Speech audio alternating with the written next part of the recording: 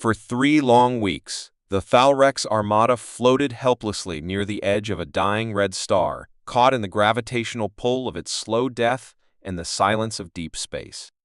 The once mighty fleet, known across the galaxy for its strength and pride, now looked like scattered metal ghosts, energy reserves falling, communication systems failing, and most engines locked in stasis due to a mysterious system-wide failure.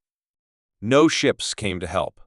The Thalrex, a powerful warrior species, had made more enemies than friends, and even their allies were hesitant to enter the decaying region of space, where even time seemed slower and radio signals warped. Most believed it was a trap or punishment from the universe itself. Inside the flag dreadnought Kralon Vex, Commander Thalos paced the dark command bridge, watching the flickering holographic displays and struggling to hide the fear behind his golden eyes. Oxygen levels were being rationed, rations were down to recycled paste, and morale was crumbling. Even the soldiers, known for their cold discipline, had started whispering about surrendering to fate. Some had sent final messages to families, unsure if they'd ever escape the void. They had fired hundreds of distress calls into space, using every known galactic frequency, even the ancient ones. But no answer came. No one cared.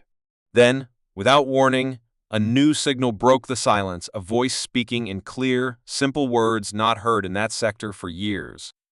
"This is Terran vessel Arclight. We received your distress beacon. We are on our way." The command bridge froze. Thalos leaned forward, unsure if it was a trick of the failing audio systems. But the voice repeated, calm and human. A second later, a low-frequency Terran pulse unique to Earth-based ships confirmed the message was real. The Thalrex officers looked at each other with disbelief. Humans? The same species that barely had a presence in the inner systems? The ones mocked for being emotional, reckless, and too soft to survive the harsh rules of galactic diplomacy? Why would humans come to help a species like the Thalrex, who never once offered them respect or aid? The idea was almost laughable until the long-range sensors picked up a tiny human vessel emerging from hyperspace, followed by 2 more. They were small, underpowered, and clearly unarmed, yet they flew straight toward the dying star like they didn't care about danger. As the signal strengthened, the Terrans transmitted their intentions again. "We're here to help. Please guide us to your most critical ships. We'll start repairs immediately." Commander Thalos said nothing, his mind racing. Was this a new kind of trick? A hidden weapon? Or were the humans actually serious? Even as doubt filled the air, a quiet sense of hope flickered in the room, something none of them had felt since their systems had gone dead. For the first time in weeks, someone had answered. And against all odds, that someone was human.ase, the human ships approached the stranded Thalrex armada. Disbelief spread like fire through every deck and corridor of the crippled alien fleet. The incoming vessels were not warships or heavily armed cruisers, but small and oddly designed Terran ships, sleek in shape, modest in size, and glowing with soft blue lights, unlike the sharp and aggressive patterns Thalrex engineers favored. On the flagship Kralon Vex, Commander Thalos stood at the central viewing platform, narrowing his eyes as the humans came into full view on the ship's fading exterior monitors. There were now 5 of them, each no bigger than a Thalrex cargo shuttle, but they flew in perfect formation and moved with speed and confidence, as if they had no fear of the unstable star nearby. Before Thalos could issue a command, a direct communication request flashed on the screen. "This is Captain Elias Ward of the Terran vessel Arclight. We are ready to assist," said a calm voice. It was not aggressive or desperate, just professional and strangely warm. They had scanned the damage reports, understood the danger zones, and already had a plan without being asked. Within the hour, human rescue drones began docking at Thalrex ships, attaching repair units, restoring auxiliary power, and transferring sealed containers of oxygen, food, and purified water. Their engineers, wearing thin protective suits and open-faced, see humans differently. They weren't weak. They weren't foolish. They were something else, something new. The Thalrex High Council had long believed that strength came from dominance, from crushing those beneath you. But the humans showed a different kind of strength, quiet, calm, and unshakable. They didn't threaten or boast, yet they moved like people who had faced disaster and survived. Their scars weren't visible, but every move they made carried a sense of experience earned through real hardship. What scared the Thalrex most wasn't the human technology, it was the human will. These were people who would fly into the mouth of a dying star for someone they didn't even know. People who didn't expect rewards, didn't fear death, and didn't flinch in chaos. For the first time in his long career, Commander Thalos felt uncertain not because of a weapon or an enemy, but because of a truth he could no longer ignore. If humans had this kind of strength hidden beneath their calm voices and soft smiles, then the galaxy had deeply misunderstood them. And if they ever chose to stop helping and start fighting, there would be no warning, no mercy, only the silent rise of a force that no empire was ready for. Just when it seemed that the bond between the Thalrex and the humans was beginning to form, when trust had finally started to take root in the cold void of space, the unthinkable happened, an act so unexpected and sharp that it tore through the fragile alliance like a silent blade. Without warning, 3 Thalrex warships, freshly repaired and powered by human assistance, turned their weapons toward the Terran rescue vessels and opened fire. The first volley struck the human ship Arclight, damaging its outer hull and disabling one of its stabilizers. No warning was given, no explanation broadcasted. Chaos exploded in seconds. Inside Thalrex command centers, officers scrambled for control, shocked by the betrayal from their own fleet. Commander Thalos, who had grown to respect the humans, shouted down the line, demanding a ceasefire, but his words were lost beneath the sound of explosions and scrambled signals. The traitor warships had decided that the humans were too dangerous to leave alive. They believed the only way to keep the Thalrex Empire secure was to destroy the humans before the rest of the galaxy saw their hidden strength. But they had made a terrible mistake. The humans' helmets moved swiftly and fearlessly through the dark corridors of the larger Thalrex vessels. Even though the Thalrex were twice their size, the humans gave orders with gentle authority, pointing out where support beams needed welding or cables needed rewiring, and even taught Thalrex engineers better ways to bypass damaged systems. It confused many Thalrex officers. These humans should have been nervous or deferential. Instead, they acted like professionals helping strangers in need, without asking for payment or showing fear. Commander Thalos watched through security feeds as a human medic treated a wounded Thalrex technician, carefully stitching a deep gash on his arm without flinching or pausing to ask questions. In another ship, a human pilot used his shuttle's power core to jump-start a dead reactor, knowing full well that if it failed, both ships would be vaporized. Even more strange was the humans' attitude. They smiled, made light jokes, and worked as if danger wasn't surrounding them on all sides.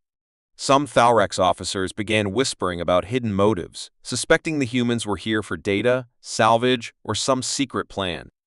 But no matter how closely they watched, no one found any sign of deception. The humans never entered secured areas, never accessed restricted systems, and never demanded anything in return. Every tool they used was returned, every crate of supplies accounted for, and every injured Thalrex was treated with quiet care. What disturbed the Thalrex most wasn't fear, it was confusion. The humans were helping for no reason at all. In a galaxy ruled by trade, war, and power, such behavior didn't make sense. And yet, here they were, Terrans, floating beside one of the most feared fleets in known space, bringing help instead of weapons. As more Thalrex ships regained power and their lights flickered back on, the crews stared at the human ships with a mix of awe and suspicion. No species had ever done something like this before, especially not the humans, who were barely considered important on the galactic stage. But now, in the quiet void beside a dying star, the story was changing. Something about these humans didn't fit the records, and it left the Thalrex deeply unsettled. Because if the humans were truly this selfless, this organized, and this fearless, then what else were they capable of? As repairs continued and systems slowly came back online, the Thalrex command finally began observing the humans more closely, not just their tools and methods, but their behavior, their discipline, and the strange power hidden beneath their humble appearance. What had first looked like small, harmless support vessels now revealed layers of quiet capability. The humans carried portable reactors that weighed less than a Thalrex engine core, but powered entire cruisers.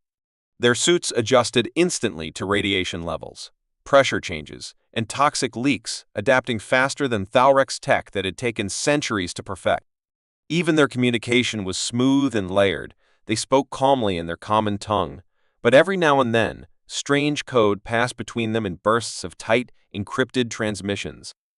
The Thalrex couldn't crack them, even with military-grade decryption tools. Something didn't add up. These humans were supposed to be simple creatures, too emotional and unpredictable for real strategy, yet their crews worked with quiet confidence, finishing repairs faster than Thalrex crews trained from birth. When one of the smaller human vessels was struck by a solar flare that should have disabled its systems, it rerouted power instantly, sealed its hull, and floated back into position without even slowing down. Not a single Terran panicked.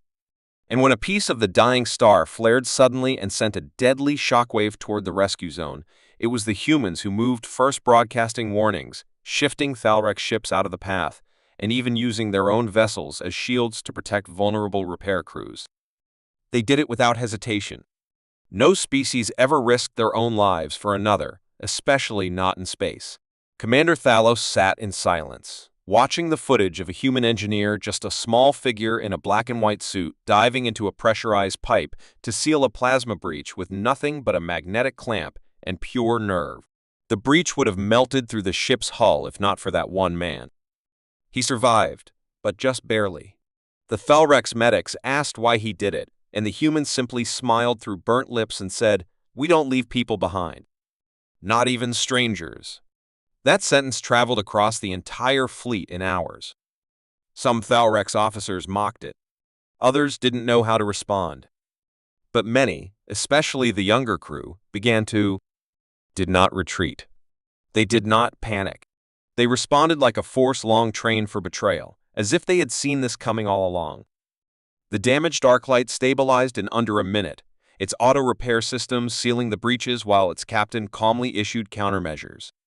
The other human ships, still outnumbered and outgunned, moved like a single unit, weaving between Thalrex beams and launching EMP bursts that disabled enemy targeting systems without killing anyone. Their goal wasn't revenge, it was control.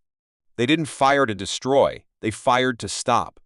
In a stunning display of precision, one human vessel shot a magnetic charge that locked a Thalrex warship's engines in place. Another fired a gravity pulse that pushed a second attacker away from the rest of the fleet. Within 7 minutes, the battle was over, not because the Thalrex surrendered, but because the humans had completely neutralized them without taking a single life. The silence that followed was heavier than any explosion. Thalrex commanders across the fleet sat in shame, watching as the humans, still breathing calmly, began towing the disabled warships away from the others, not as prisoners, but as a message. When Commander Thalos finally managed to speak to Captain Elias Ward, his voice was low and filled with guilt. He asked why the humans had spared the attackers, why they hadn't responded with the full power he now knew they possessed. Captain Ward only replied, "Because we came to help, not to rule. And we don't lose our purpose just because someone else lost theirs." That sentence spread even faster than the betrayal. Across communication lines, in hidden channels and secure bridges, leaders of other alien races began whispering. The humans had been attacked without cause and still refused to answer with blood. No empire had ever done that. In galactic law, betrayal usually meant total retaliation, but the humans, once underestimated and ignored, had proved something far more dangerous. They had discipline. They had restraint. And they had the power to destroy, yet the strength to choose not to. The Thalrex, a proud warrior race, now looked weak, not because of the betrayal, but because of how the humans handled it. The galaxy watched in stunned silence, and in that silence, a new kind of fear began to grow. Not fear of human weapons, but fear of human control so complete that even betrayal could not shake their purpose. And behind that control was something more frightening, a morality the galaxy could not predict. The calm after the repairs was brief, And just when it seemed that peace had taken root between the humans and the Thalrex, the darkness hidden deep within the politics of the galaxy revealed itself in the most brutal way. Without any warning, 3 Thalrex warships that had already been repaired and powered up by human engineers turned their weapons toward the human rescue fleet and launched a sudden, coordinated attack. The betrayal was cold and precise. Lasers lit up the space around the human ships as alarms screamed across their bridges. One of the human ships, the TCS Hopebringer, took a direct hit and began spinning uncontrollably, fire breaking out along its hull. Shock and disbelief spread across both fleets, but the humans didn't collapse. There was no chaos, no retreat. Instead, they moved with a terrifying calm, as if they had prepared for this exact moment, not because they expected betrayal from the Thalrex, but because they understood the nature of power and the risk that always comes when strength is revealed to those who fear it. The humans didn't answer with rage, they answered with precision. The lead Terran ship, Iron Resolve, fired a series of EMP bursts that didn't destroy but disabled the Thalrex attackers. Their engines froze, their weapons powered down, and within minutes the ships were left floating, helpless but intact. It was a warning shot delivered with perfect control. Across the stars, observers watching the data feed could hardly believe what they were seeing. The humans had just been betrayed wounded, and yet they had responded not with vengeance, but with measured, intelligent power. Commander Thalos, who had once doubted the humans and now stood on the edge of despair, watched the scene unfold with shame burning in his chest. He tried to contact the humans, to explain that the attackers were a rogue faction trying to protect the old ways of the Thalrex Empire, but when Captain Elias Ward appeared on the screen, there was no anger in his eyes, only disappointment. Elias calmly stated, "We don't hold every hand responsible for a few that strike us. But we don't forget either." That sentence hit harder than any weapon.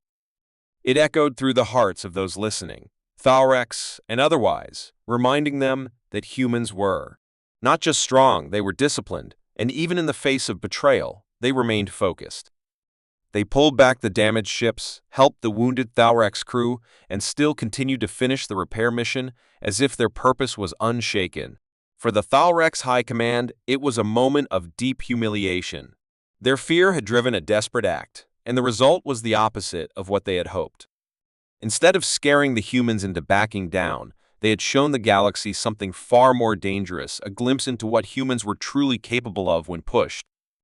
Not only could they survive an ambush, but they could respond in a way that revealed a deeper strength, the kind that no empire could match. It was not just technology. It was willpower. The humans didn't seek revenge. They didn't make demands. They simply made it clear that they could have ended the Thalrex fleet if they wanted to, and they chose not to. That choice spread fear faster than any weapon. Other alien races that had once ignored Earth's rise began whispering, reevaluating their maps, their alliances, and their strategies. Because the real power wasn't in the firepower the humans held, it was in their control. And in the silence that followed the attack, as the humans continued to help those who had tried to kill them, a new understanding began to spread. Humanity didn't just survive the stars, they had mastered something far more difficult.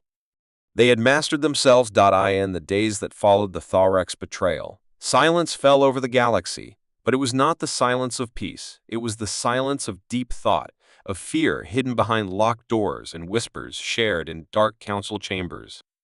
Every star nation that had once laughed at humanity, ignored their rise, or questioned their place in the great game of galactic politics, now sat in uneasy silence as the news spread like wildfire.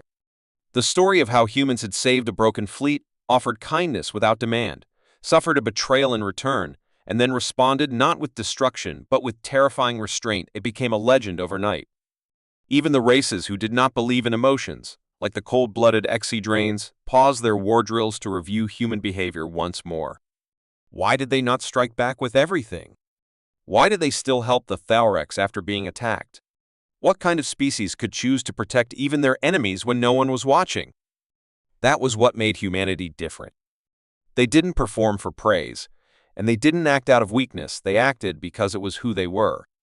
From the smallest merchant colony to the most powerful empires, everyone now remembered Earth, not as a backwater planet of weaklings, but as the origin of a species that could shake the galaxy without firing a shot. On Thalrex Prime, the High Command was forced to step down, replaced by a younger generation who had seen the truth. Humanity was not to be underestimated. Many Thalrex citizens even marched in the streets, holding signs of apology, hoping their message would somehow reach Earth. Meanwhile, on Earth, the human response was quiet, simple, and consistent. They continued exploring, continued helping where they were needed, and spoke little of what had happened, as if they didn't need to prove anything anymore. Captain Elias Ward was offered medals, statues, even planetary honors by alien leaders trying to calm their own fears. But he accepted only one thing: a memorial to be placed in neutral space, a monument honoring the lives saved and the lesson learned. The words carved into the dark stone read, "Strength is not shown by how hard you strike, but by how much you can hold back." Those words hit every leader who read them harder than any fleet ever could. And even more shocking was the quiet alliance offers now pouring into Earth's communication stations. Former enemies wanted peace treaties. Long-distance empires requested human observers. Forgotten races sent ambassadors, not out of desperation, but out of respect and a little fear. Because now, the galaxy remembered. They remembered how the humans came without asking for reward. They remembered how humans rebuilt ships not meant for them. They remembered how humans stood unbroken after betrayal. And above all, they remembered the power hidden behind the calm voice of a single Terran captain who held back a fleet's fury with nothing but willpower. In this new era, humans did not rule by force, but by example. Their strength was not just in their ships or weapons, but in their decisions, in their patience, and in their refusal to become monsters even when given every reason to. The galaxy remembered that, and it changed everything. Trade routes opened, old rivalries faded, and where once Earth was seen as a distant speck, now it became a symbol, a reminder that true power doesn't need to shout. And as the stars watched, many wondered what else this strange, resilient species might do next. Because if this was only the beginning of humanity's story in the galaxy, then the future would never again be written without them.